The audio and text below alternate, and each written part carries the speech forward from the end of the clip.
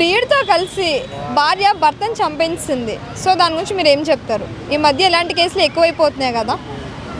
మన హిందూ సమాజం ఎటు వెళ్తుందో ఎటువైపు నడుస్తుందో మనకు అర్థం కావట్లేదు. పెద్దలు చిన్నలు యాద పండితులు భూమి భూదేవత సాక్షిగా పెళ్లి చేసుకోవాలి.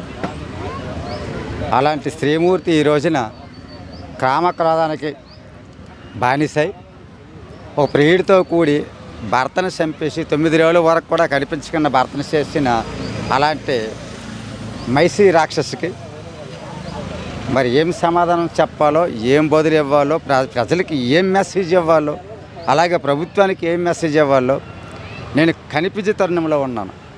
ఎందుకంటే ఎంతమంది సమక్షంలో ఎంత గౌరవంగా పెళ్లి చేసుకొని పిల్లలను కన్నావో లేదో తెలియదు. కానీ మరి ఈ రోజున ఇటువంటి పని చేసిన నీకు కఠినమైన చర్యలు, కఠినమైన శిక్షలు విధించాలని ప్రభుత్వానికి, ప్రజలకి, మరి పోలీస్ డిపార్ట్మెంట్కి నేను కోరుతాను. అంటే ఇంకో విషయం ఏంటంటే సార్, ఇక్కడ ఇప్పుడు అతను కనిపించట్లేదని 9 రోజులు అవుతుందని అందరూ అనుకుంటున్నారు. కానీ ఈమె పూర్తి చేసిన విషయం ఎవరికి తెలియదు అనమాట. పోలీసులు వాళ్ళ స్టైల్లోని వాళ్ళు చూసి కనిపెడితే తప్ప తెలియలేదు. 9 రోజులు అవుతుంది ఆయన్ని పూర్తి చేసి ఇద్దరు కలిపి. అంటే ఒక లవర్ కోసం ఈమె ఏకం భర్తనే చంపేసింది.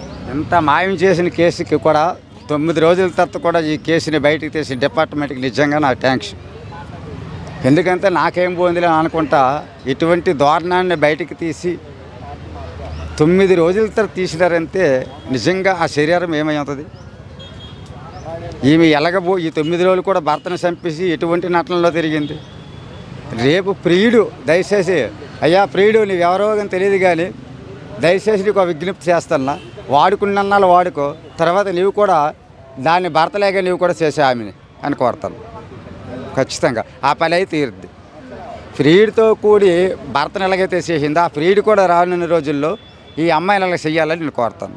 అంటే ఏదో ఒక రోజు అలానే జరుగుతుంది, ఖచ్చితంగా 100% జరుగుద్ది. ఈనాటి కామ ప్రశాసనకి అలాగే జరగాల అని నేను కోరుతాను. ఎవరైనా ఒక ఆమె కానీ అతను కానీ ఎవరైనా కావచ్చు, ఇలాంటి కామ ప్రశాసనని ముఖ్యంగా ఆమెను చెయ్యాలని కోరుతాను. ఎందుకంటే యాద మంత్రాలకు సాక్షిగా, యాద పండితులకు సాక్షిగా, భూమి భూదేవత సాక్షిగా, ఇతర తల్లిదండ్రులకు సాక్షిగా, బంధుమిత్రుల సాక్షిగా ఇటువంటి పవిత్రమైన బంధం చేసుకుంటూ ఇలాంటి దారుణానికి, ఇలాంటి క్రమానికి తయారై ఒక భర్తనే, ఒక దైవ సమానుడైన భర్తనే నువ్వు చంపలేవంటే ఆ ప్రియుడికి నేను అదే కోరుతాను. నువ్వు కూడా దయచేసి ఇటువంటి నేను తప్పుడు మాట్లాడకూడదు, తప్పుగా ప్రజలు భావించవద్దు. వాడుకున్నన్ను వాడుకో నాయన, నీ పేరేం పేరో నాకు తెలియదు, కానీ తర్వాత ఆమె కూడా ఎక్కడ పూడ్చిపెట్టాలని నా కోరిక. అంటే ఈ మధ్య కాలంలో ఎక్కువగా, అంటే ఇప్పుడు ఆడవాళ్ళే ఎక్కువగా ఇలాంటి హత్యలు అనేవి చేస్తున్నారు. ఎందుకంటారు? ఏం చేస్తామంతా కొన్ని సమస్యలు కూడా ఉన్నాయి. ఇంట్లో పరిస్థితులు బాగోలేక కొందరు ఏం చేస్తారంటే డబ్బు పిచ్చి ఒకటి, ఇటువంటివి జరుగుతాయి.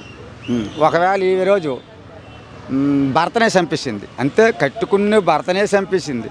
రేపిందిలా ఈ అబ్బాయి కంట ఇంకా డబ్బున్నోడు దొరికితే ఈయన్ని కూడా చంపేద్ది. అందుకని ఇప్పుడు మెసేజ్ ఇచ్చినాను, నాయన వాడుకున్న వాళ్ళకి చంపని చెప్పేసి, లేదానికి నీకు కూడా చంపే అవకాశం ఉంటుంది. ఎందుకంటే నీకన్నా డబ్బు గలవాడు దొరికితే ఆయనతో కూడా నీకు చంపేద్ది. ఇది ఖచ్చితంగా చెప్తాను.